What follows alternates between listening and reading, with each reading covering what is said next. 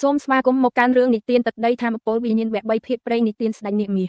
បន្ទាប់ពីការផ្សាយអំពីពិធីទទួលភ្ញៀវពេលល្ងាចអ្នករាល់គ្នាចាប់ផ្ដើមរៀបចំខ្លួននៅក្នុងបន្ទប់របស់គាត់យាវចឹងយូបានជីកខោអាវចេញពីក្រវ៉ាត់ផ្ទុករបស់គាត់បានកាន់ការជ្រើសរើសនីមួយនៅមុខកញ្ចក់ដោយស្រមៃមើលខ្លួនឯងនៅក្នុងពួកគេมันមានឆន្ទៈក្នុងការដោះស្រាយសម្រាប់អ្វីដែលទាបជាងភាពល្អឥតខ្ចោះទីបំផុតគាត់បានរកឃើញអ្វីដែលគាត់កំពុងស្វែងរកបាទត្រូវតែមួយនេះគ្មានអ្នកណាអាចមើលងាយខ្ញុំទេសម្លៀកបំពាក់ដែលបានជ្រើសរើសរបស់គាត់ឈុតពណ៌សសុទ្ធជាមួយនឹងផ្នត់របស់ទេពអប្សរបរិសុទ្ធរបស់គាត់ដែលប៉ាក់នៅក្នុងកអាវពីអាវខោអាវខ្សែក្រវ៉ាត់ករហូតដល់ស្បែកជើងគ្មានអ្វីបំបែកចេញពីការប្រើប្រាស់ស្បែកសឡើយពណ៌ចម្រុះតែមួយគត់គឺប៉ាក់ពណ៌មាសដែលបំពេញបន្ថែមសោពណ៌ទង់ដែងដ៏ខៀវស្រងាត់របស់គាត់នេះជាសិប្បកម្មរបស់ជាងកាត់ដេរគាត់បាននិយាយទាំងញញឹមដោយមោទនភាពនៅលើមុខរបស់គាត់ថាខ្ញុំពិតជានឹងក្លាយជាមនុស្សអស្ចារ្យបំផុតនៅទីនោះនៅយប់នេះគាត់ឆ្លៀតពេលស្លៀកពាក់ដោយប្រយ័ត្នប្រយែងកុំឲ្យជ្រីជ្រួញពីសាច់ក្រណាត់ល្អគាត់បានឈរនៅមុខកញ្ចក់ហើយខ្ញុំមិនដឹងថាអាចក្លាយជាមនុស្សសង្ហានេះទេខ្ញុំសង្ហាខ្លាំងណាស់ខ្ញុំស្ទើរតែចង់ទាញខ្លួនឯងចូលទៅក្នុងជ្រុងងងឹតហើយឲ្យព្រះដ៏សង្ហានេះដែលជារូបខ្ញុំច្របាច់គូតដ៏ត្រចះត្រចង់នេះទៅយាវចឹងយូលូកដៃនៅក្រោមអាវដែលសង្កត់ល្អរបស់គាត់លើកវាឡើងហើយមើលសាច់ដុំទាំងនេះចាំអីទៀតគាត់បានកែសម្រួលខ្សែចងរបស់គាត់ដោយញាប់ដៃញាប់ជើងគាត់បានហៅហៅប៉ៅពណ៌មាសដែលតុបតែងរួចបត់វាយ៉ាងស្អាតហើយរអិលវាចូលក្នុងហៅប៉ៅទ្រូងរបស់គាត់នៅទីនោះល្អឥតខ្ចោះជាមួយនឹងស្នាមញញឹមដ៏ធំនៅលើមុខរបស់គាត់យាវចឹងយូបានចាក់ចេញពីបន្ទប់របស់គាត់ពេលដែលគាត់ដើរចេញពីទ្វារសួរស៊ីឲ្យយានបានចេញពីនាងដែលបែរមុខទៅមុខគាត់គេភ្ញាក់ផ្អើលមួយសន្ទុះសម្លឹងមើលគ្នាដោយភាពស្ងៀមស្ងាត់នាងមានអារម្មណ៍ហាក់ដូចជានាងងងឹតភ្នែកដោយរស្មីរបស់គាត់យាវចឹងយូគឺជាក្មេងប្រុសសង្ហាម្នាក់កម្ពស់ចិត្តថាងវូលីនជាមួយនឹងរាងស្លីមជាបន្តិចបេះដូងរបស់នាងរំកិលទៅលើស្នាមញញឹមដ៏មានមន្តស្នេហ៍និងភាពថ្លៃថ្នូរដែលគាត់បានបញ្ចេញក្នុងឈុតប្រពៃណីរបស់គាត់យាវចឹងយូសម្លឹងមើលសួរស៊ីឲ្យយានស្រដៀងគ្នានាងស្លៀកសម្លៀកបំពាក់ត្រឹមជង្គង់ចៃដន្យអយរ៉ូបរបស់នាងមានពណ៌សភ្លឺចាញ់ចាំងហើយពាក់លើស្មាថ្នមនៅផ្នែកខាងក្រោមមានផ្កាយតូចនិងពណ៌មាសជាទូទៅម្ចាស់អាវុធប្រឡឹងមានទំនោរជ្រើសរើសសម្លៀកបំពាក់ដែលស្រដៀងនឹងប្រឡឹងក្បាច់គុនហើយទាំងយាវចឹងយូនិងសួរស៊ីឲ្យយានមិនមែនជាករណីលើកលែងនោះទេយ៉ាងណាមិញចំពោះការភ្ញាក់ផ្អើលរបស់ពួកគេការស្លៀកពាក់របស់ពួកគេត្រូវគ្នាយ៉ាងល្អឥតខ្ចោះរហូតដល់មើលទៅដូចជាគូស្នេហ៍យាវចឹងយូបាននិយាយដោយស្មោះថាអ្នកពិតជាស្អាតណាស់ថ្ងៃនេះព័ត៌មានជំនួយនៃពណ៌ក្រហមភ្លឺដល់ពណ៌របស់សួរស៊ីឲ្យយានអរគុណហេអ្នកណាហៅខ្ញុំទ្វារនៃកាប៊ីនដែលនៅជាប់គ្នាបានបើកចូលស៊ីផ្ទុយពីយាវចឹងយូនិងសួរស៊ីឲ្យយានគាត់ស្លៀកពាក់អាវយឺតពណ៌ខ្មៅខោជើងវែងនិងក្រវ៉ាត់កអត្ថបទតែមួយគត់នៃសម្លៀកបំពាក់ដែលបំបែកនិន្នាការនោះគឺអាវរ៉ូបរបស់គាត់ពណ៌សដូចជាពណ៌នៃព្រើធ្លាក់ថ្មីនិយាយឲ្យត្រង់ទៅស៊ីមានរូបរាងស្អាតដូចយាវចឹងយូថ្មីបាគាត់មិនសូវចាប់អារម្មណ៍នឹងរូបរាងស្រួយក៏ដោយគាត់បានបង្ហាញពីចំណាប់អារម្មណ៍របស់ព្រះអង្គម្ចាស់ដ៏ខ្មៅងងឹតមួយរូបនៅពេលក្រឡេកមើលដំបូងព្រះអង្គម្ចាស់ដ៏ថ្លៃថ្នូរជាមួយនឹងខ្យល់ដ៏ត្រជាក់ដែលបក់មកលើខ្នងរបស់គាត់អនុញ្ញាតឲ្យគាត់មិនបាក់មាត់របស់គាត់ខាងនេះបានលេចចេញជាថ្មីម្ដងទៀតថាពេលនេះគាត់ស្លៀកពាក់ទាំងអស់យ៉និនយេហ៊ូបានដើរចេញពីបន្ទប់របស់នាងបន្ទាប់នាងត្រូវបានថ្លែងខ្លួនជាបុរសនៅតែជាអាវពណ៌ខ្មៅជាមួយខោពណ៌ក្រហមជាជម្រើសរបស់នាងថ្មីត្បិតតែនាងមិនសង្ហាដូចតារាប្រុសផ្សេងទៀតពេលបន្លំខ្លួនក៏ដោយក៏នាងនៅតែមើលទៅតាក់ទាញក្នុងឈុតរបស់នាងគួបផ្សំនឹងចំណេះដឹងរបស់ពួកគេអំពីប្រលឹងវិញ្ញាណទេពអប្សរងងឹតរបស់នាងមិត្តភក្តិរបស់នាងគិតថានាងកាន់តែត្រជាក់សួរស៊ីឲ្យយានញញឹមយ៉និនប្រសិនបើអ្នកមានផ្កាកុលាបនៅក្នុងមាត់របស់អ្នកខ្ញុំគិតថាខ្ញុំប្រហែលជាលងស្នេហ៍អ្នកយ៉និនយេហ៊ូសម្លឹងមើលនាងបន្ទាប់មកយាវចឹងយូតើអ្នកទាំងពីរនៅជាមួយគ្នាតាំងពីពេលណាគ្មានផ្លូវទេមុខរបស់សួរស៊ីឲ្យយានឡើងក្រហមហើយនាងរត់ចេញសម្លឹងមើលស៊ីយាវចឹងយូហប់ទ្រូងរបស់គាត់ស៊ីខ្ញុំមិនគិតថាអ្នកនឹងល្អដូចនេះទេនៅពេលដែលអ្នកបានខិតខំប្រឹងប្រែងខ្លះស៊ីតម្រង់ខ្នងរបស់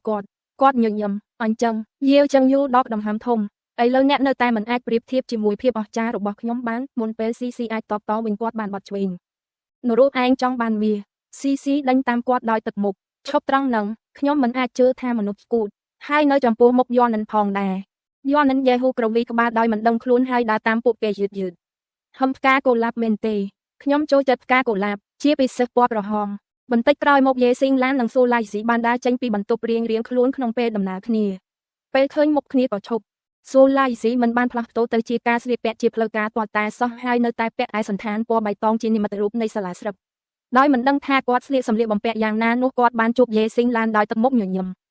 ម្យ៉ាងវិញទៀតយេស៊ីងឡានពាក់រ៉ូបពណ៌បៃតងជ្រៅដែលសមល្អខុសលើផ្នែកអភិរក្សវាពិតជាបំពេញបន្ថែមនូវភាពត្រជាក់និងមុខដ៏ស្រស់ស្អាតរបស់នាងបងស្រីស៊ីងឡានអ្នកមើលទៅស្អាតណាស់ដោយមិនបានដឹងខ្លួនគាត់ក៏លាន់មាត់មិនក៏មិនទាន់ផ្លាស់ប្ដូរយេស៊ីងឡានសួរខ្ញុំមិនមានអ្វីប្លែកទេ សូឡាយស៊ីកោះចំការរបស់គាត់បើនេះមិនគ្រប់គ្រាន់ទេខ្ញុំគិតថានឹងមិនទៅមិនអីទេអ្នកទៅចាំខ្ញុំបន្តិចយេស៊ីងឡានបានចូលទៅក្នុងបន្ទប់របស់នាងវិញភ្លាមចំពោះការយល់ច្រឡំរបស់សូឡាយស៊ីស្នាមញញឹមចំអកខ្លួនឯងបានបង្កើតឡើងនៅលើបបោមាត់របស់សូឡាយស៊ីដោយខ្ញុំថតប៉ុណ្ណាក៏គ្មានវិធីដែលខ្ញុំអាចមើលទៅស្អាតដូចអ្វីដែលស្រមើស្រមៃនោះដែរមួយរយៈបានកន្លងផុតទៅមុនពេលយេស៊ីងឡានត្រឡប់ពីបន្ទប់របស់នាង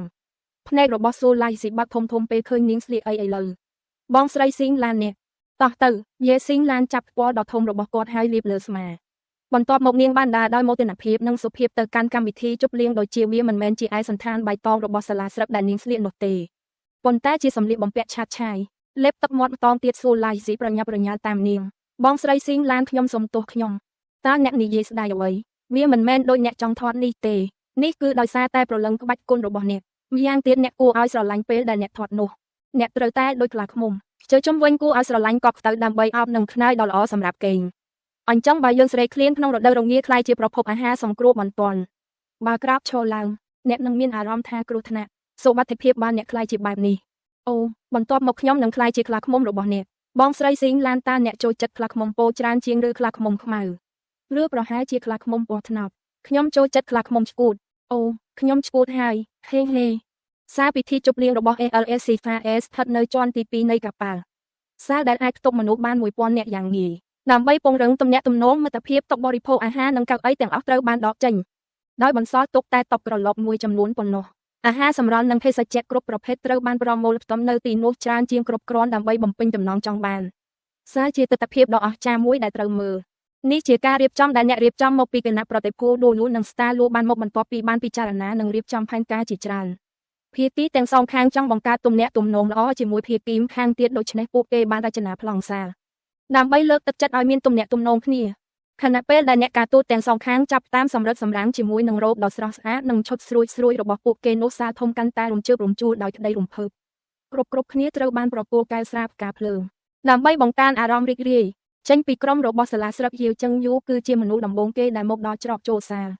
គាត់ដាក់ដើមទ្រូងត្រង់ហើយញញឹមគួរឲ្យតាក់ទាញបំផុតហើយគាត់បានចូលឈុតភ្លឺរលោងនិងរូបរាងសង្ហារបស់យាវចឹងយូបានតាក់ទាញចំណាប់អារម្មណ៍អ្នករាល់គ្នាភ្លាមប៉ុន្តែការយកចិត្តទុកដាក់នោះមានរយៈពេលមួយផ្លែតគាត់គឺជាមនុស្សម្នាក់ក្នុងចំណោមមនុស្សដែលមានរូបរាងល្អរាប់មិនអស់ដែលបានស្លៀកពាក់នៅថ្ងៃនេះទោះបីគាត់ពូកែខាងតុបតែងខ្លួនប៉ុណ្ណាក៏ដោយគាត់នៅតែមានអាយុ16ឆ្នាំប៉ុណ្ណោះគាត់ខ្វះភាពតាក់ទាញនៃភាពចាស់ទុំយាវចឹងយូខ្ញុំហ៊ានឲ្យអ្នកនិយាយម្ដងទៀតចំពោះមុខខ្ញុំស៊ីបាននិយាយខណៈដែលគាត់បានតាមទាន់យាវចឹងយូសំឡេងលើកឡើងរបស់គាត់បានតាក់ទាញការសម្លឹងដែលចង់ឃើញត្រឡប់មកវិញផ្លូវរបស់ពួកគេយាវចឹងយូងាកទៅប្រឈមមុខស៊ីញញឹមពេញមុខអូនសម្លាញ់តើអូនចង់ឲ្យខ្ញុំនិយាយអ្វីកំហឹងរបស់ស៊ីត្រូវបានឆាប់ឆេះភ្លាមដោយភាពត្រជាក់ដែលហូរពេញខ្លួនខ្ញុំមិនស្គាល់អ្នកទេគាត់បានផ្អៀងទៅនឹងកន្លែងចាប់យកភេសជ្ជៈពីថាសអ្នករត់តុក្បែរនោះគាត់បានទៅយូណានយេហ៊ូនិងស៊ូស៊ីឲ្យយានចូលទៅក្នុងសាលទាន់ពេលវេលាដើម្បីឃើញយាវចឹងយូនិងស៊ីនៅពេលដែលស៊ីគេចចេញពីយាវចឹងយូគាត់បានឃើញយូណានយេហ៊ូហើយបានចូលទៅជិតនាងយ៉ាងលឿនយូណានយាវចឹងយូគ្រាន់តែបន្តមើលងាយខ្ញុំគាត់មិនមែនជាមនុស្សល្ងីល្ងើបែបនេះទេនាងបានឆ្លើយថាកុំយកខ្ញុំទៅពាក់ព័ន្ធនឹងអ្វីដែលកំពុងកើតឡើងរវាងអ្នកទាំងពីរស៊ូស៊ីឲ្យយានសាច់គូស្នេហ៍គួរឲ្យស្រឡាញ់យ៉ាងណាស៊ីមិនមានស្បែកក្រាស់ដូចយាវចឹងយូទេដូច្នេះហើយគាត់មុខក្រហមចំពោះការបញ្ចេញកម្លាំងរបស់ស៊ូស៊ីយានកោះថ្ពាល់របស់គាត់សម្លឹងមើលទៅយូណានយេហ៊ូដោយអៀនខ្មាស់សូមមើលសូមបីតែស៊ីយាននិយាយថាយើងគួរតែនៅជាមួយគ្នាចេញទៅយូណានយេហ៊ូក្រឡេកភ្នែកមើលគាត់រួចចាត់ចេញពីកន្លែងកើតហេតុបេះដូងធ្លាក់ចុះស៊ីងៀតហើយឲ្យយាវចឹងយូមរៀមដៃប៉ុន្តែយាវចឹងយូគ្រាន់តែឆ្លើយតបដោយស្នាមញញឹមគួរឲ្យតាក់ទាញមួយដែលឈឺយ៉ាងផ្អែមវាបានស្រាបរោមពីស្បែករបស់គាត់ដោយភ័យខ្លាចចំពោះព្រហ្មចារីរបស់គាត់ស៊ីបានបះបោតាមយូណានយេហ៊ូពេលនេះស៊ីបានបាត់ទៅហើយយាវចឹងយូបានរអិលទៅទីតាំងនៅមុខស៊ូស៊ីយានស្រីស្អាតអ្នកចង់ធ្វើជាដៃគូរំរបស់ខ្ញុំយប់នេះទេស៊ូស៊ីឲ្យយានសាច់ធ្វើមិនដឹងថាមានការរំយាវចឹងយូសាច់នេះជាពិធីជប់លៀងដូច្នេះប្រកាសជាមានមួយហើយចុះវាវិញតើអ្នកនឹងខ្លាយជាដៃគូរបស់ខ្ញុំយប់នេះទេប្រកាសណាស់យាវចឹងយូបានចាប់អស្ចារ្យណាស់អ្នកគឺជាក្មេងស្រីដ៏អស្ចារ្យម្នាក់ស៊ូស៊ីឲ្យយានងក់ក្បាលដោយរីករាយត្រូវហើយខ្ញុំផ្ទុយទាំងស្រុងពីពេញដ៏អាក្រក់របស់អ្ន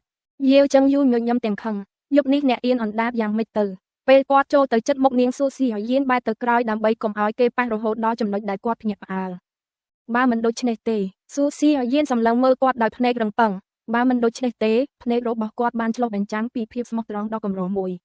តាអ្នកពិតជាគិតថាខ្ញុំអាក្រក់មែនទេស៊ូស៊ីអាយៀនបាននិយាយថាមិនអីទេប្រញាប់ឡើងហើយចេញពីខ្ញុំទៅអ្នកមើលទៅមិនអីទេស៊ូស៊ីអាយៀនបាននិយាយដោយមិនច្បាស់ថាហេតុអ្វីបានជានាងខឹងខ្លាំងយាវចឹងយូទាញចង្កេះស៊ូស៊ីអាយៀនខណៈដែលគាត់តម្រង់អរិយាប័ត្ររបស់គាត់បាននិយាយដោយស្ងាត់ថាអ្នកនៅមិនទាន់ឆ្លើយសំណួរខ្ញុំនៅឡើយទេស៊ូស៊ីអាយៀនបានស្រមុកខ្ញុំមិនចូលចិត្តបរិះខូចទេមិនបានដឹងថាខ្ញុំជាបរិះខូចយាវចឹងយូនិយាយខណៈដែលគាត់ត្រដោះច្រមុះរូបរាងស៊ូស៊ីអាយៀនធ្វើឲ្យគាត់ពេញដោយការសើចចំអកអ្នកដឹងទេលើកទី1ដែលខ្ញុំឃើញអ្នកកំពុងដេញតាមយន់នឹងដូច្នេះអ្នកកំពុងប្រាប់ខ្ញុំថាអ្នកមិនមែនជាបរិះខូចទេនោះមិនរាប់បញ្ចូលទេខ្ញុំគិតថានាងជាម្ចាស់អាវុធប្រលឹង3សាច់វាជាផ្នែកទាំងអស់នៃផែនការរបស់ខ្ញុំក្នុងការចាប់នាងតាមពិតទៅខ្ញុំមិនដែលមានមិត្តស្រីទេភ្នាល់ថាអ្នកមិននឹកស្មានដល់នោះទេយាវចឹងយូបាននិយាយទាំងអាម៉ាស់នៅចុងបញ្ចប់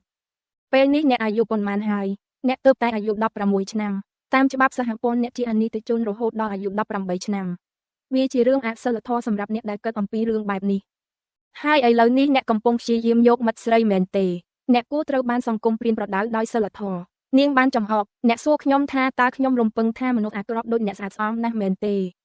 ពួកគេផ្លេចស៊ូស៊ីអាយៀនគឺជាតារាសមតែងដ៏អស្ចារ្យបំផុតក្នុងចំណោមពួកគេទាំងអស់បន្ទាប់ពីការនិយាយតិចតួចរបស់នាងស៊ូស៊ីអាយៀនបានលុបមុខដែលគួរឲ្យស្អប់ខ្ពើមហើយជំនួសដោយស្នាមញញឹមដោយស្មោះខ្ញុំដឹងថាអ្នកស្ថិតក្នុងវ័យពេញវ័យប៉ុន្តែកុំឲ្យអរម៉ូនរបស់អ្នកមករំខានអ្នកបន្ទាប់មកនាងបានចាត់ចេញយាវចឹងយូងើយមើលរូបរាងដែលនាងដកថយតើនោះជាអ្វីទៅនាងទើបតែសម្ដែងរឿងមួយជាមួយជីវិតខ្ញុំឥឡូវខ្ញុំមិនដែលដឹងថានាងគួរឲ្យចាប់អារម្មណ៍ខ្លាំងនោះទេខ្ញុំមិនជឿថាខ្ញុំគិតថានាងមានមន្តស្នេហ៍ដោយរូបរាងរបស់ខ្ញុំមកដល់ពេលនេះអ្នកចូលរួមភាគច្រើនបានចូលក្នុងសាលក្នុងនាមជាអ្នកតំណាងរបស់លូលូនិងស្តាលូពួកគេម្នាក់គឺជាបុគ្គលដ៏ល្បីល្បាញនៅក្នុងអាជីពរបស់ពួកគេមនុស្សមកពីគ្រប់មជ្ឈដ្ឋានអាចត្រូវបានរកឃើញប៉ុន្តែបាននិយាយពីអាយុវិញសិស្សមកពីសាលាស្រាប់ពិតជាក្មេងជាងគេមិនយូរប៉ុន្មានព្រឹទ្ធាចារ្យកាយបានដើរចូលទៅក្នុងសាលតាមពីក្រោយដោយវូជេងកុងនាងបានស្លៀករ៉ូបពណ៌សរចនាម៉ូដឆាតឆាយប៉ាក់នៅគ្រប់ការកាត់វាបានបញ្ចេញក្លិននៃសុបិនហាក់ដូចជានាងកំពុងបញ្ចេញពន្លឺពណ៌សស្លេករូបរាងរបស់នាងភ្លាមតាក់ទាញភ្នែករាប់មិនអស់បើទោះបីជាសម្លៀកបំពាក់របស់នាងស្ទើរតែភ្លឺចែងចាំងក៏ដោយផ្ទុយទៅវិញវាគឺជាភាពស្ងប់ស្ងាត់អាចបញ្ចេញពន្លឺចេញពីរាងកាយរបស់នាងដែលតាក់ទាញការចាប់អារម្មណ៍ពីមនុស្សគ្រប់គ្នាវូជេងកុងបានរកឃើញកន្លែងរបស់គាត់នៅជ្រុងមួយនៃសាលនោះអង្គុយយឺតនៅកែវទឹកត្រជាក់មិនមែនសម្រាប់កន្លែងដែលមានមនុស្សច្រើនទេគាត់នឹងមិនមកទេបើមិនសម្រាប់ការបញ្ជារបស់ព្រឹទ្ធាចារ្យកាយដោយស្លៀកពាក់អាវសធម្មតារបស់គាត់លើអាវនិងខោពណ៌សគាត់បានធ្វើឲ្យសម្លៀកបំពាក់ស្ដង់ដារហាក់ដូចជាស្អាតជាងសូម្បីតែពេលលាក់ខ្លួននៅជ្រុងមួយវូជេងកុងបានតាក់ទាញការសម្លឹងមើលជាច្រើនហើយក្នុងរយៈពេលប៉ុន្មាននាទីដែលគាត់បានទៅទីនោះស្ត្រី7នាក់បានសាក់លបងឱកាសជាមួយគាត់រួចហើយគាត់បានផ្លាស់ប្តូរភាពរីករាយជាមួយគ្នាយ៉ាងគួរសមប៉ុន្តែគាត់តែងតែបដិសេធពួកគេយ៉ាងម៉ឺងម៉ាត់ទោះបីជាត្រូវបានគេបដិសេធក៏ដោយស្ត្រីទាំងនោះបានក្លាហានឡើងនៅភាពត្រជាក់របស់គាត់ហើយដើរជុំវិញគាត់ដោយសម្លឹងមើលវូជេងកុងពីមួយពេលទៅមួយពេលនៅក្នុងភ្នែករបស់ពួកគេគាត់គឺជាបរិសុទ្ធជីសេះសដ៏អស្ចារ្យដោយមិនយកចិត្តទុកដាក់ចំពោះមុខមាត់ដ៏តាក់ទាញវូជេងកុងបានសម្លឹងមើលសិស្សរបស់គាត់បានប្រទះឃើញស៊ីដេញតាមយន់និនយេហ៊ូហើយស៊ូស៊ីអាយៀននិងយាវចឹងយូកំពុងសំតែងមួយសន្ទុះក្រោយមកគាត់បានឃើញយេស៊ីងឡាននិងស៊ូឡៃស៊ីដើរចូលស្លៀកពាក់ឯកសណ្ឋានរបស់ពួកគេទោះបីជាអ្នករៀបចំពិធីជប់លៀងបានស្នើឲ្យមនុស្សគ្រប់គ្នាចូលរួមក្នុងការស្លៀកពាក់ជាផ្លូវការក៏ដោយក៏វាមិនមែនជាច្បាប់តឹងរឹងនោះទេយេស៊ីងឡាននិងស៊ូឡៃស៊ីមិនត្រូវបានគេបញ្ឈប់តឡើយហើយត្រូវបានអនុញ្ញាតឲ្យចូលទៅក្នុងសាលដោយរលូនភ្លាមនោះគេក៏ដើរទៅរកជ្រុងពិសេសជាងនេះទៅទៀតជ្រុងមួយមានអាហារសម្រាប់ដាក់មុខវាមិនចំណាយពេលយូរសម្រាប់ពួកគេក្នុងការស្វែងរកមួយនោះទេហើយស៊ូឡៃស៊ីបានចាប់តាមដោយផ្ទាល់នំយេស៊ីងឡានទោះជាយ៉ាងណានាងបានបដិសេធដោយស្នាមញញឹមដ៏សាមញ្ញនៅលើមុខរបស់គាត់មិនបានបន្តរុញនាងហើយចាក់នំចូលក្នុងមាត់របស់គាត់តើថាំងវូលីននិងវូយូនៅឯណាពិធីជប់លៀងបានចាប់ផ្ដើមរួចហើយវូជេងកុងបានស្កានហ្វូងមនុស្សដោយមើលទៅមុខរបស់គាត់ទឹកមុខស្រពេចស្រពើរបស់គាត់បានធ្វើឲ្យមានការញ័រឆ្អឹងខ្នងនៃអ្នកកោតសរសើរជាច្រើនរបស់គាត់ហើយធ្វើឲ្យមានការងឿងឆ្ងល់យ៉ាងខ្លាំងចំពោះគាត់សួស្តីអ្នកទាំងអស់គ្នាហើយសូមស្វាគមន៍មកកាន់ពិធីជប់លៀងខ្ញុំជារដ្ឋមន្ត្រីការបរទេសរបស់ Star Lu គឺស៊ីម៉ាឡែនសៀពេលគាត់និយាយបែបនេះស៊ីម៉ាឡែនសៀបានអន់ចុះបុរសសង្ហាម្នាក់ដែលមានសពពណ៌ទង់ដែងគាត់មានសម្លេងដ៏តាក់ទាញដែលជាកម្លាំងជំរុញទឹកចិត្តសម្រាប់មនុស្សមួយចំនួនដោយសម្លេងរបស់គាត់តែម្នាក់ឯងគាត់ងាយស្រួលបំភ្លឺអារម្មណ៍របស់មនុស្សគ្រប់រូបនៅក្នុងសាលខ្ញុំពិតជារំភើបណាស់ដែលមានមិត្តភក្តិគ្រប់មជ្ឈដ្ឋានមកពីដួលនួននៅទីនេះជាមួយយើងនៅយប់នេះសូមអបអរសាទរនិងពង្រឹងមិត្តភាពយើងបានរៀបចំការប្រកួតតូចៗមួយចំនួននៅយប់នេះដើម្បីជ្រើសរើសដូចខាងក្រោមបុរសនិងស្ត្រីដែលស្លៀកពាក់ល្អបំផុតព្រះអង្គម្ចាស់និងនិមិត្តរូបនិងគូស្វាមីភរិយាល្អបំផុតអ្នកឈ្នះនឹងទទួលបានរង្វាន់ពីប្រទេសភូស្តាលួរបស់យើង នៅពេលដែលពាក្យសម្ដីចេញពីបបោមាត់របស់គាត់អ្នករត់តុបានចូលទៅក្នុងបន្ទប់ដោយកាន់ថាជាមួយនឹងភេសជ្ជៈជាច្រើនប្រភេទពិធីជប់លៀងកំពុងដំណើរការពេញទំហឹងនៅចំការដើរសារពិធីជប់លៀងឈររាំវង់រៀងជារង្វង់ដែលមានទទឹង50 ម៉ែត្រសមាជិកនៃគណៈប្រតិភូស្តាលូបានឡើងលើវាហើយប្រកាសការចាប់ផ្ដើមនៃពិធីជប់លៀងខណៈពេលដែលតន្ត្រីចាប់ផ្ដើមលេងគូស្នេហ៍មួយគូបានចូលទៅក្នុងសាលហើយពន្លឺមួយបានធ្លាក់មកលើពួកគេវាបានតាក់ទាញភ្នែកមនុស្សគ្រប់គ្នាទេពអប្សរពណ៌ប្រាក់និងសស្អាតខ្លាំងណាស់ខ្លាចមួយពណ៌ព្រិចភ្នែកហើយនាងនឹងបាត់ខ្លួនគ្រាន់តែជារូបនៃសុបិនប៉ុណ្ណោះនេះគឺជាក្មេងស្រីដែលទើបតែដើរចូលទៅក្នុងសាលជាមួយដៃគូរបស់នាងសក់ពណ៌ខ្មៅរបស់នាងសិតថ្នមកាត់ស្មារបស់នាងកាន់ខ្លួនយ៉ាងស្រទន់ហើយទោះមិនស្អាតពិសេសក៏ដោយនាងមានខ្យល់អាកាសដ៏ថ្លៃថ្នូរតន្ត្រីបានឈប់នៅពេលពិនិត្យកាន់តែចិត្តដៃរបស់នាងត្រូវបានរុំដោយស្រោមដៃល្ងាចពណ៌ប្រាក់មួយគូដែលជាលំនាំដ៏ស្រទន់ដែលរត់តាមប្រវាយរបស់វារោបរបស់នាងឈប់ត្រឹមជង្គង់ហើយបង្ហាញជើងដ៏ស្ដើងមួយគូដែលហាក់ដូចជាកាត់ពីថ្មម៉ាប់ស្បែកជើងកែងចោតដ៏ខ្ពស់របស់នាងពណ៌ទឹកប្រាក់បញ្ចេញពន្លឺដូចគ្រីស្តាល់ហើយនៅពេលនាងដើរទៅមុខនោះបានពេញសាលដោយរាប់ចុះទៅកាន់ឱកាសដ៏អស្ចារ្យមួយការនាំនាងទៅជាបុរសសង្ហាម្នាក់គាត់ឈរខ្ពស់ត្រង់រាងស្លីមប៉ុន្តែមានសាច់ដុំមានស្មាធំទូលាយឥតខ្ចោះសក់ពណ៌ខ្មៅរបស់គាត់ត្រូវបានសិតមកក្រោយហើយធ្លាក់ចូលទៅក្នុងរលកអាវពណ៌គូចមួយឈរទល់នឹងខោពណ៌ខ្មៅហើយក្រវ៉ាត់ពណ៌ខ្មៅបានបំពេញឈុតពណ៌ស្វាយរបស់គាត់បានកាត់រូបរាងស្រឡូនបើទោះបីជាមានតម្រុយនៃភាពមិនពេញវ័យនៅលើមុខរបស់គាត់ក៏ដោយប្រសិនបើក្មេងស្រីនៅក្បែរគាត់គឺជាព្រះច័ន្ទពេញវងនៅលើសមុទ្រដែលមានកាយនោះគាត់គឺជាព្រះអាទិត្យពណ៌មាសដ៏ភ្លឺច្បាស់ការរកឧត្តមបានផ្ទុះឡើងក្នុងចំណោមអ្នកឈមមើលដោយសរសើរគូស្នេហ៍ដ៏ស្រស់ស្អាតអំពូលភ្លើងត្រូវបានគ្រប់គ្រងដោយដៃហើយបានចុះចតដោយចៃដន្យនៅលើទាំងពីរប៉ុន្តែវាសមខ្លាំងណាស់ដែលប្រតិបត្តិការមិនអាចទ្រាំទ្រក្នុងការកែតម្រូវពួកវាបានទេគ្រានោះពួកគេជាព្រះអង្គម្ចាស់និងព្រះនាងនៃពិធីជប់លៀងគូស្នេហ៍មួយគូនេះគឺថាងវូលីននិងប៊ូយូដោយឈរនៅលើវេទិកានៅខាងក្រោយសាលលោកស៊ីម៉ាឡែនស៊ីបានមើលឃើញយ៉ាងច្បាស់អំពីអ្នកទាំងពីរនៅពេលពួកគេដើរចូលគាត់ប្រកាសថាពួកគេទាំងពីរមកពីដួលលួយចាប់តាំងពីគាត់ធ្លាប់ស្គាល់មុខរបស់គណៈប្រតិភូស្តាលូវាចាំបាច់សម្រាប់អ្នកការទូតដើម្បីឲ្យមានការចងចាំល្អវាហាក់ដូចជាយើងមានបេក្ខជនខ្លាំងម្នាក់ទៀតសម្រាប់រង្វាន់របស់យើងនៅយុគនេះ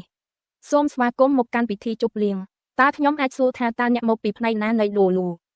ខាងវូលីនបានរកឃើញថាសម្លៀកបំពាក់របស់គាត់មានសភាពតឹងណែនមិនស្រួលនៅក្នុងជីវិតប្រចាំថ្ងៃរបស់គាត់ពាក់អ្វីក៏បានដែលងាយស្រួលជាងដែកនិងបឹកហាត់ទោះបីជាគាត់បានរកឃើញភាពមិនស្រួលកម្រិតប៉ុណ្ណាក៏ដោយគាត់អាចមានអារម្មណ៍ថាខ្លួនគាត់ឈរខ្ពស់ជាងក្នុងនោះវូយូបានចាក់សោដៃជាមួយគាត់ដូចជាធម្មជាតិនៅពេលដែលពួកគេចូលទៅក្នុងសាលខណៈដែលពន្លឺបានធ្លាក់មកលើពួកគេខាងវូលីនត្រូវបានភ្ញាក់ផ្អើលប៉ុន្តែមិនមែនជាមនុស្សចម្លែកក្នុងការភ្ញាក់ផ្អើលនោះទេគាត់បានជាសះស្បើយយ៉ាងឆាប់រហ័សហើយបានឆ្លើយទៅស៊ីម៉ាឡែនសៀងយើងមកពីសាលាស្រុកសំឡេងរបស់គាត់ស្ងប់ស្ងាត់និងរីករាយខ្លាំងមកដែលមនុស្សគ្រប់គ្នានៅក្នុងសាលអាចឮវាបា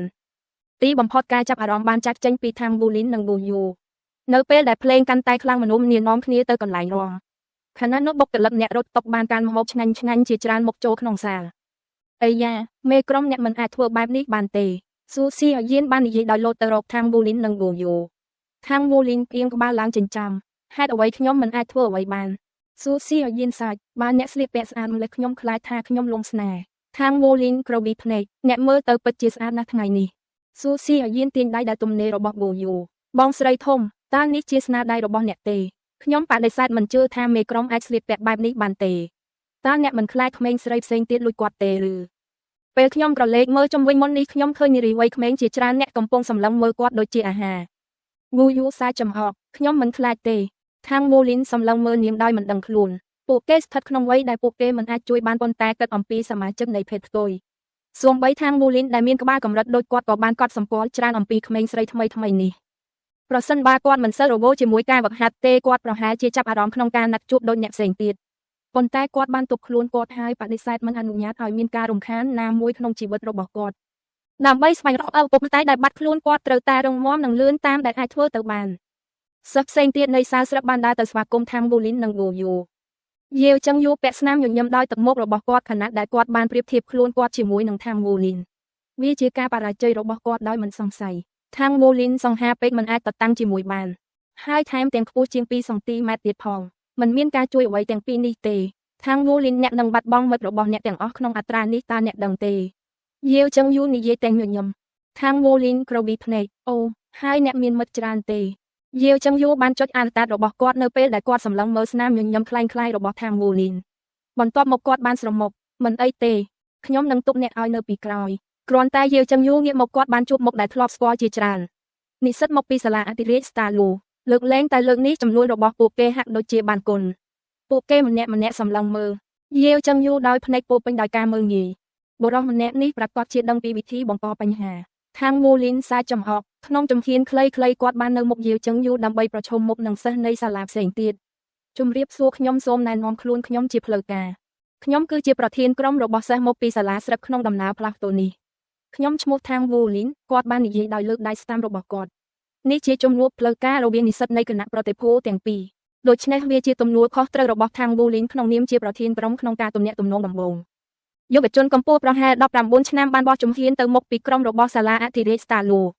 គាត់បានលាតដៃទៅកាន់ថាងវូលីនជំរាបសួរខ្ញុំគឺជាប្រធានក្រុមនៃសិស្សរបស់សាលាអធិរាជស្តាឡូដែលបានបញ្ជូនមកក្នុងការធ្វើដំណើរនេះលូឈីហានពេលដៃទាំងពីរចាប់ដៃថាងវូលីនទទួលបានសម្ពាធយ៉ាងខ្លាំងដែលសង្កត់លើដៃរបស់គាត់ប្រសិនបើគាត់ស្រែកនៅចំពោះមុខមនុស្សគ្រប់គ្នានៅឯពិធីជប់លៀងនេះគាត់ច្បាស់ជាបាត់បង់មុខសម្រាប់ខ្លួនគាត់និងសាលាស្រុកដូច្នេះថាងវូលីនបានត្រឡប់មកវិញនៅការពេញចិត្តស្នាមញញឹមដ៏ភ្លឺចែងចាំងបានរីកនៅលើមុខរបស់គាត់ខណៈដែលគាត់បាននិយាយថាខ្ញុំរីករាយដែលបានជួបអ្នកទាំងអស់គ្នាខ្ញុំសង្ឃឹមថាយើងនឹងរៀនបានច្រើនពីគ្នាទៅវិញទៅមកនាពេលអនាគតទឹកមុខលូឈីហានស្លេកស្លាំងភ្លាមវាមានអារម្មណ៍ថាដៃរបស់គាត់ត្រូវបានបឺតចូលម៉ាស៊ីនកិនសាច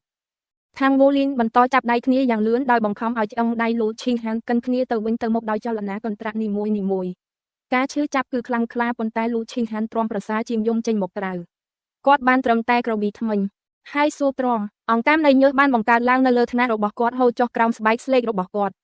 ់សិស្សសាលាស្រាប់ទាំងអស់កំពុងមើលដោយទឹកមុខញញឹមពួកគេអាចប្រាប់បានច្បាស់អំពីអ្វីដែលកំពុងកើតឡើងរវាងថាងវូលីននិងលូឈីហានហើយពួកគេដឹងថាប្រធានក្រុមរបស់ពួកគេមានប្រៀបជាងមិនមាននរណាម្នាក់នៅក្នុងទីធ្លាខាងក្រៅទាំងអស់របស់សាលាស្រាប់ដែលហ៊ានប្រជែងនឹងថាងវូលីនក្នុងការប្រឡងនៃភាពរឹងមាំខាងរាងកាយនោះទេ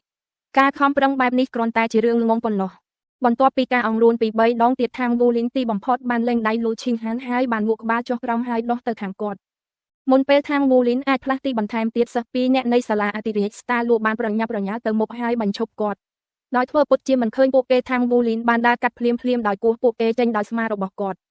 មិត្តរួមក្រុមរបស់គាត់ដែលនៅសល់បានដើរតាមពីក្រោយគាត់ក្នុងផ្លូវដែលគាត់បានបង្កើតលូឈីហានមិនបាននិយាយអ្វីដើម្បីបញ្ឈប់សិស្សសាលាស្រាប់ទេគាត់គ្រាន់តែងក់ក្បាលចុះហើយដាក់ដៃស្ដាំរបស់គាត់ចូលទៅក្នុងហោប៉ៅរបស់គាត់ដោយព្យាយាមគ្រប់គ្រងការញ័ររបស់វាចង្រៃយកវាឈឺណាស់ក្មេងនោះខ្លាំងណាស់សិស្សនៃអធិរាជស្តាឡូបានមើលស្រាថាងវូលីនចាប់តាំងពីគាត់នៅក្មេងជាងពួកគេយ៉ាងច្បាស់ហើយបានពាក់ស្នាមញញឹមដ៏សប្បុរសនៅលើមុខរបស់គាត់ទោះជាយ៉ាងណាក៏ដោយស្នាមញញឹមនោះគឺជារបាំងមុខដែលលាក់កំបាំងភាពខូខើនៅក្នុងខ្លួនគាត់ដោយមិននិយាយពាក្យមួយម៉ាត់ថាងវូលីនបានភ្ជួររាស់ភ្លាមតាមរយៈជំនួបរបស់ពួកគេ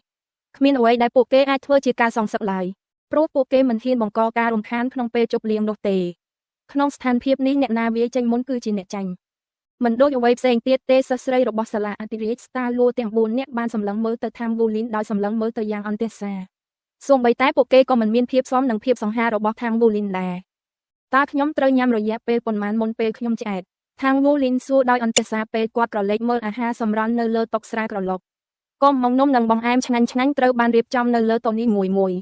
ប៉ុន្តែពួកគេនៅជាប់នឹងភ្នែករបស់គាត់គ្មានអ្វីសោះវានឹងចំណាយពេលពេញមួយជីវិតដើម្បីបំពេញក្រពះរបស់គាត់ប្រសិនបើអាហារទាំងនេះជាអ្វីដែលគាត់ត្រូវញ៉ាំ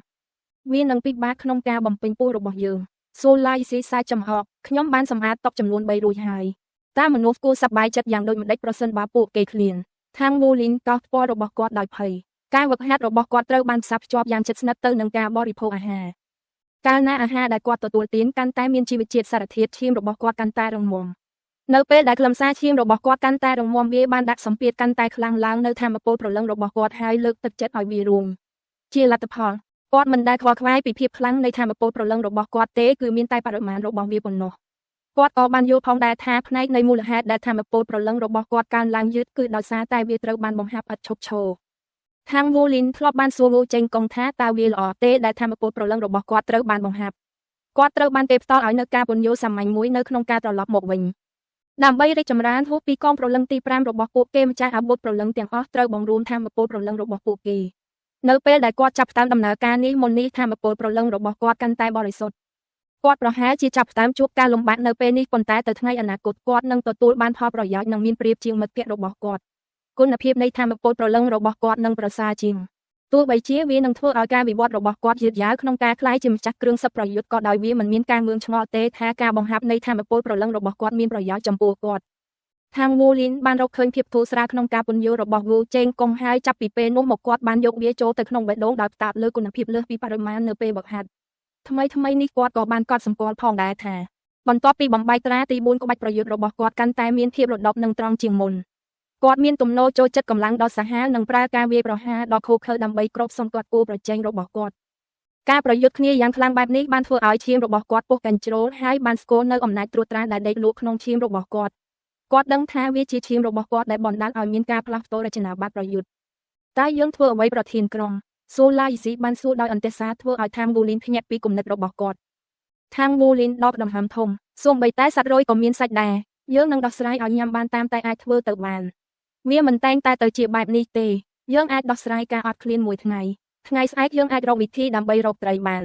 โซลาอิสิขยับอาอย่างคลังปนใต้สมมติมีนสัตว์สมมติในขนมวีตาเวียมันมีนครูธนาเตขนมกาจับไตรขย่อมนิยิเลงทางบูลินไซส์สมูทเยื่องไอปลาดำบองในสัตว์เป็นนกทางบูลินบ้านเลือสำเลงดอยเจอได้สำเลงนกกอดฟอมแดกอดบ้านใบเตอได้เวียมปีไฮเพลียมนกในระบบกอดกอบักโดจีดีเนตีงกโชคน้องสำเร็จบำแปะเมจงเพอปัวซอสอาร์คือจีบรอกอดกำปงตายยกทางอาหารเตอตกกับใบนกวีจิมจ้างในนิกายริงกายหนึ่งจีเนบ้านมนุษย์ยนต์ประหลังธนาดอเตวเพียบมูเยปูมูตั้งบูลินเมืองชงอลไฮสำลังเมื่อบรอนกตากอดกำปงทั่วไว้เนตีนี้ตัวใบเชี่ยกอดเนตีนี้ขนมนิ้มจีเนดำน้ำการตูดกอดดอยกอดมันกู้ดาตัวจีเมจงเพอได้เมนเตมูเยซาอย่างสโลปโบกหักโดยเจตระบานเกจับเนื้อการดันในการประพฤติอุกฤษกรรมกอดบ้านนิยท้าขย่มจีเมจงเพอได้มีสมรรถภาพตามปิดเตอขย่มจิมจักโภชนียทานจีบันปอบเนื้อตัวแตงตีกรองลูขย่มอาจัดตกท้าจีเนดำน้ำในศิลปะเทอมโฮบระบบลูมวยไล่ตาบันตุกระบบเนี่ยเลยปนมันทางวูลินบ้านปรับมูเยปีไว้ได้กอดจังดังไฮบรอนกบ้านบันเลอลางล้อนะกรมบารอมอัมปีการยำอาหารระบบเนี่ยเลยนี่ขย่มนังชอบในยุคนี้ให้เทอมโฮบสำหรับเนี่ยบนตอบมากอดเมื่อทางบูลินลางจ้องให้งูขบาดอยเป็นจัดเน็ตมือตลอมนเปทางบูลินแทมแต่งไอพีเยี่ยมโยปีไว้ได้กำปงการล้างนมงูเยบานรถเจงดอยตกออยกอดสำลังเมื่อดอยมันจือมิจังในนิกายริงกายจิโรหัสนิมเนประยุทธ์อากาศเชียนักมนุษย์ยนต์ประลังธนาดอเตวิพีนังประหารจิมจักเรื่องสับประยุทธ์บุญปีกำปงดาตัวจิมเมจงเพิกนองการพลังโตบาปทอระเวียงทวีปนี้ตากอดกำปงเถื่อไว้ทางบูลินมันอาจช่วยไว้บ้านขนมกลางเมืองชงอขนาดได้กอดบ้านรมลักปีกาจุดเลิกจงปลายระบบกอดจิมวยมูเยตากอดเนตีนี้ดอยซาขยมเตตามปิดมูเยปิดจีเนตีนี้ดอยซาแต่ทางบูลินบรรทอปีจมรูปจงกลายระบบโปเกมูเยมีนเปจรันดำใบชโลบัญจังปีสถานพิบให้ตีบัมพอดบานเชียนดอกาปิดแต่ก็ซอได้ซาสมบัติจ้าสำหรับนิกายเรียงกายโดยเจทางบูลินคือกำร้องมีนอับกูตะแหดนะกอดมันอาจบอลตายเอาทางบูลินแต่บานเตเจปิเซนเนเปได้โจบิสนาระบบนิกายตรจอบเก่งแพ็กได้เพียบคือจีเรื่องสำคัญบนใต้กอดอาจปลุยบารอมอัมปีเรื่องโนบนตัวปีบ้านถิ่นเนการูรินมีนชีวิตในเกดำแลระบบนิกายระบบกอดเพราะสันบากอดมันบ้านเราเคยเนี่ยสนองดำแหน่งสำหรับนิกายเรียงกายโนเกดำแลระบบเวได้บานสู้ตรองอรอบปอนชนะนังเตอร์บัดบองเนเปนุฉบับระบบเวียนังเหมือนกาปีนนามเนี่ยเลยกาปีอัตยตการซันโฮบ้านปรับมูเยธาดรับนาขมิ้นไว้กู้เอาเพย์คลายการล้างทางบูลินมีนเอาการปัดสพิร้อยขนมการคลายจีจิมได้ดอเตวิพิบนี้เป็นอนาคตโดยมีนเนี่ยสนองโมโรดอกเป็นประสบโดยกอดนิกายเรียงกายนังมันจำใบปลุยบารอมอัมปีกาเต็งโลหะเทียจำร้ายได้มีนกุณภาพละอเตเนเปได้กอดเป็นไว้เลือกปีนี้ตัวอ้องทางบูลินเติบานสักระบองตองให้ตองตีดตกลมบ้าระบบกอดประชังนังวิจัยอาวุธประลังใบสายใต้มันเนี่ยไอ้คือเชียพอตังในเรื่องนกปนตายฐานะระบบกอดจีสักสลาสรับมันมีการสงสัยอัมปีกุนนักทอระบบกอดเตโนนามันเนี่ยได้บานโจสลาสรับเชียปิเซเนี่ยได้มีสมรรถภาพคล้ายเชียประเทศธนักคือเชียบกโกชนามโมเยบานตามดานอย่างจัดสนับนังทางบูลินมวยระเยหมกไฮกอดแทมแต่งบ้านเมื่อเนเปได้อยู่ไปจนรูปนี้ดับน้อมกล้องระบบกอดดำใบยกชนะธนักตีใบเป็นนกไฮได้โมเยบานสำหรับจัดน้อมทางบูลินโจขนมนิกายดอยดำลายหน้ากอดดอยตัวใบเชี่ยทางบูลินเนื้อตาจีเซนในนิกายทางจิมวยโนเวียปัจจิมีนดำลายนะการดอกสไลนี้บานน้อมไอมูเยปราประตุ่มเนี่ยตุ่มน้องจีจานระบบกอดดำใบลุโจเตอขนมเป็นสกัดกรรมการตุเตอการสตาร์โลตีบัมพอดมูเยบานบัดคลุ้นขนมจำนำวงมนุษย์ปนตายทางบูลินเนื้อตาโชเนื้อตีนุเตียงเลือกจินจามระบบกอดมีนการพรจะล้อมปนตายกอดเตอตายตัวสกอดท้าเวชีกาทินีทามินรหัสนิมเนี่ยประยุทธ์มวยเตี้ยเนื้อเลือกปลาได้จีขนมบองไอระบบกอดจมวันทางบูลินปิดที่จุบเลี้ยงบานบรรต่อสมาชิกในคณะประเทศผู้แต่งปีมีนเอริยาบอดอภิเรศนิยมปรุนิเจียปิดที่จุบเลี้ยงเลือกดำบงได้มีนพีปีแต่งปีโจรวมมีนมนุษย์แต่ปีใบเนี่ยปนเนาะเนื้อเลือกกำรารองพิจารณาเนื้อกระบายครั้งนี้ยิ่งติดปนม้าเนี่ยตีไกลหมกบกลักบ้านทั่วดำนาฉลองกัดซาประจุมให้มีนสลักเล็กจอบแกงเนื้อเลือกมนุษย์กรบคณีส้มโตเนี่ยแต่งออกนี้ซีมาเลนซีโอตีนไอ ឥឡូវនេះយើងនឹងចាប់ផ្ដើមរៀបចំការប្រកួតហើយវិធីសាស្ត្រដែលយើងនឹងប្រើដើម្បីជ្រើសរើសអ្នកចូលរួមគឺសាមញ្ញគណៈប្រតិភូទាំងពីរនឹងតែងតាំងបុគ្គលដែលមានទេពកោសល្យចំនួន5នាក់នៅពេលដែលមនុស្ស10នាក់ត្រូវបានតែងតាំងពួកយើងទាំងអស់គ្នានឹងបោះឆ្នោតលើពួកគេសម្រាប់5ប្រភេទបុរសសង្ហាបំផុតស្ត្រីស្អាតបំផុត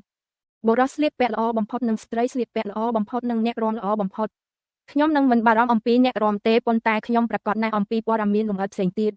អ្នកភាគច្រើនក្នុងគណៈប្រតិភូទាំងពីរសុទ្ធតែជាយុវជន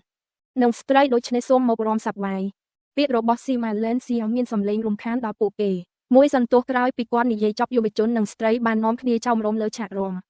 នៅពេលនោះខាងវូលីនរ៉ូបូតតែដាក់ខ្លួនជាមួយស៊ូឡាយស៊ីនិងអ្នកដទៃពួកគេនៅឆ្ងាយពីកន្លែងរាំពេលនោះហើយដែលមាននរណាម្នាក់មកចិត្តគាត់តើអ្នកចង់រាំទេខាងវូលីនងាកមកមើលលីនយ៉ូហាន់ក្នុងសម្លៀកបំពាក់ពណ៌ខៀវដ៏ស្រស់ស្អាតហ៎ខ្ញុំមិនចេះរាំទេខាងវូលីនបានក្រវីដៃរបស់គាត់ដោយបដិសេធចំពោះគំនិតនេះគាត់មិនធ្លាប់ចេះរាំទេហើយក៏មិនមានឱកាសរៀនដែរវាមិនពិបាកទេតើខ្ញុំបង្រៀនអ្នកយ៉ាងម៉េចលីនយ៉ូហាននិយាយដោយលើកដៃនាងទៅគាត់ខាងវូលីនព្រឹកភ្នែកពី3ដងពេលគាត់សម្លឹងមើលដៃរបស់នាងមុននឹងគាត់មានប្រតិកម្មនាងបានចាប់ដៃគាត់អូសទៅកន្លែងរាំបងស្រីធំក្មេងស្រីម្នាក់នោះមកពីស្តាលួកំពុងយកវូលីនស៊ូស៊ីឲ្យយានបានលន់មាត់ហើយក្រវីក្បាលវូយូដោយកែងដៃវូយូងាកភ្នែករបស់នាងសម្លឹងមើលលីនយ៉ូហានចាប់ដៃខាងវូលីននៅពេលពួកគេដើរទៅកន្លែងរាំហើយងក់ក្បាលតើបងនឹងធ្វើអ្វីស៊ូស៊ីឲ្យយានបានសួរដោយស្ងៀមស្ងាត់ផ្ទុយពីការរំពឹងទុករបស់ស៊ូស៊ីឲ្យយានវូយូញញឹមយ៉ាងស្ងប់ស្ងាត់មិនអីទេស៊ូស៊ីឲ្យយានក៏ញញឹមផងដែរប្រធានក្រុមប្រកាសជាពេញនិយមអ្នកចាំមើលគាត់កាន់តែច្បាស់ប្រសិនបើក្មេងស្រីអនុញ្ញាតឲ្យបុរសរបស់នាងចាប់ក្មេងស្រីផ្សេងទៀតនោះនាងមានកំហុសខ្លួនឯងយេស៊ីងឡានមួកក្បាលយល់ព្រមហើយលើកមេដៃដល់វូយូចំណែកយ៉ននិនយេហ៊ូនាងបានត្រឹមតែញញឹមដោយមិនសប្បាយចិត្តពេលដោះដូរស៊ីលេចចេញមកក្បាលយ៉ននិនយេហ៊ូហើយនិយាយថាកុំបារម្ភមិនថាស្រីដទៃស្អាតប៉ុណ្ណាក៏ដោយខ្ញុំនឹងស្មោះត្រង់ជានិច្ចចេញឲ្យឆ្ងាយពីខ្ញុំយ៉ននិនយេហ៊ូនិយាយដោយមិនបើកភ្នែកខណៈក្មេងស្រី3នាក់ផ្សេងទៀតមើលដោយស្នាមញញឹមយ៉ាងកក់ក្ដៅត្រឡប់មកចន់រំវិញខាងវូលីនបានដឹងថាវាអស់សង្ឃឹមក្នុងការបោះលីនយ៉ូហាន់ចេញដោយការរំពឹងទុករបស់ជាងដៃដ៏ធំនិងដ៏មានអំណាចរបស់នាងបានស្ដាប់ដូចទៅនឹងគាត់តាមពិតខាងវូលីនពិតជាចាប់អារម្មណ៍នឹងនាងណាស់វាពិបាករួចទៅហើយសម្រាប់បុរសដើម្បីក្លាយជាជាងដៃហើយកាន់តែពិបាកសម្រាប់ស្ត្រីជាងដៃគឺជាអាជីពចម្បងដ៏លំបាកបំផុតដើម្បីឈានទៅមុខ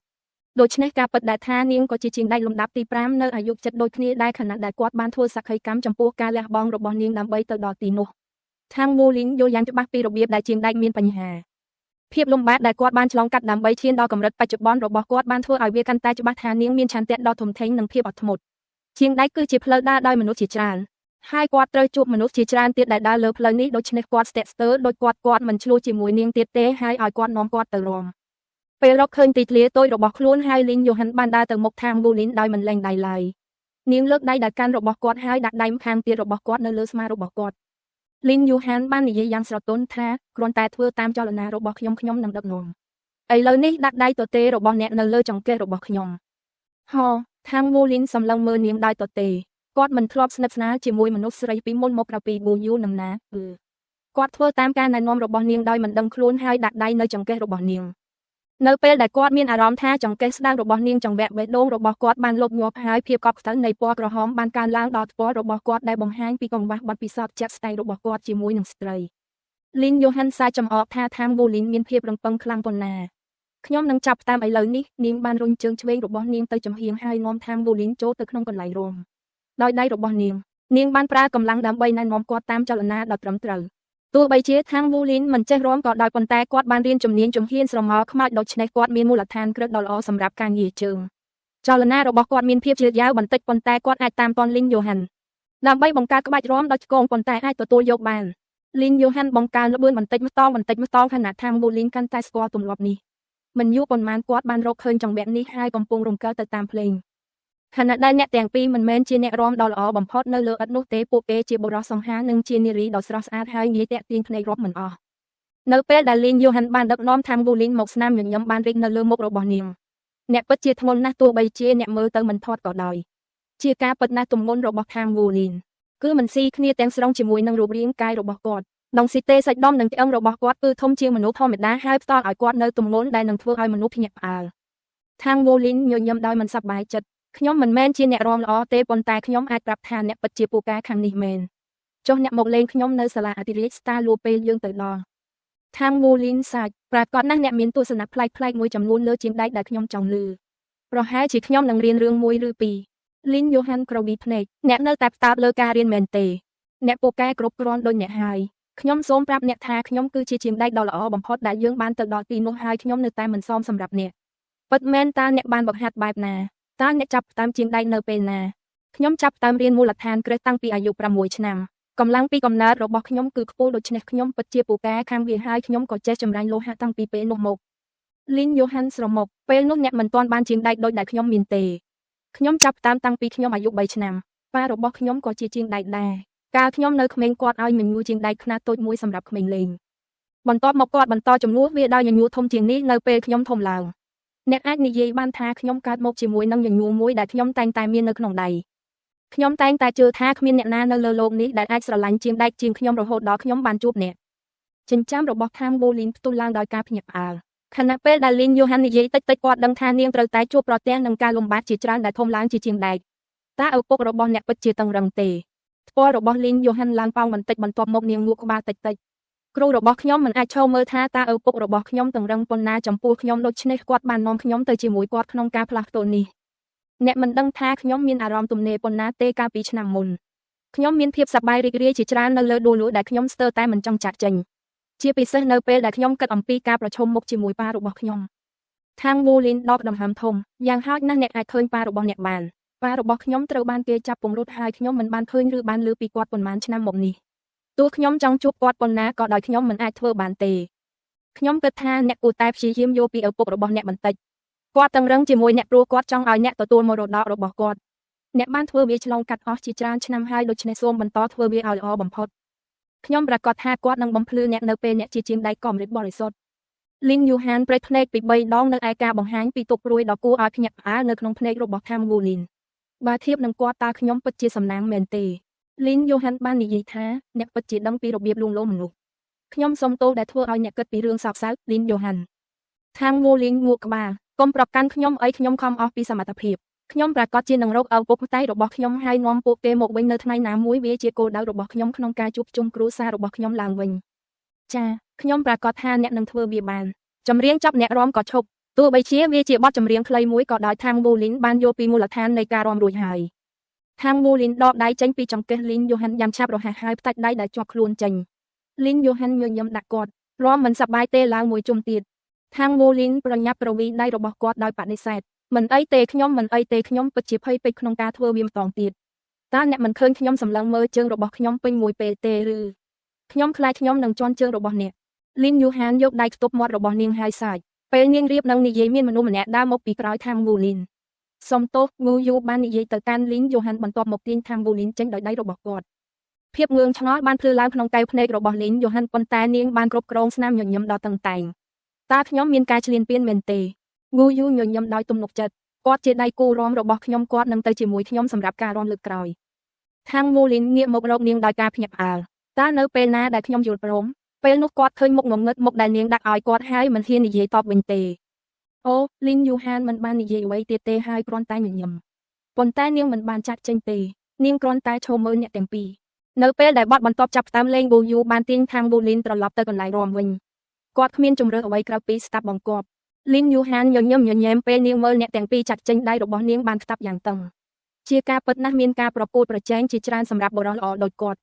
ខ្ញុំត្រូវចាប់គាត់ដោយដៃខ្ញុំផ្ទាល់តាំងពីកុមារភាពមក Lin Johan បានចំណាយពេលជាច្រើនថ្ងៃនៅក្នុងភាពឯកោនៃជាងដែកវាគ្រាន់តែបន្ទាប់ពីចំណាយពេល1ឆ្នាំនៅដួលលួយដែលការចង់បាននឹងបំណងប្រាថ្នារបស់នាងត្រូវបានបង្ក្រាបដោយសារផលផ្លែនៃការបន្ធូរបេះដូងរបស់នាងជំនាញជាងដែករបស់នាងក៏បានកើនឡើងផងដែរក្នុងនាមជាម្ចាស់អាវុធព្រលឹងដែលមានកងព្រលឹង4នាងមានលក្ខណៈសម្បត្តិគ្រប់គ្រាន់ដើម្បីហៅខ្លួនឯងថាជាជាងដែកលំដាប់ទី6 Lin Johan តែងតែដឹងថាគ្មាននរណាម្នាក់មានទេពកោសល្យជាជាងដែកដូចនាងនៅក្នុងស្តាលួទាំងអស់នោះទេដូច្នេះហើយនៅពេលដែលនាងបានជួបការប្រកួតរបស់នាងជាមួយខាង Bolin នាងមិនអាចមិនចាប់អារម្មណ៍នឹងគាត់ឡើយ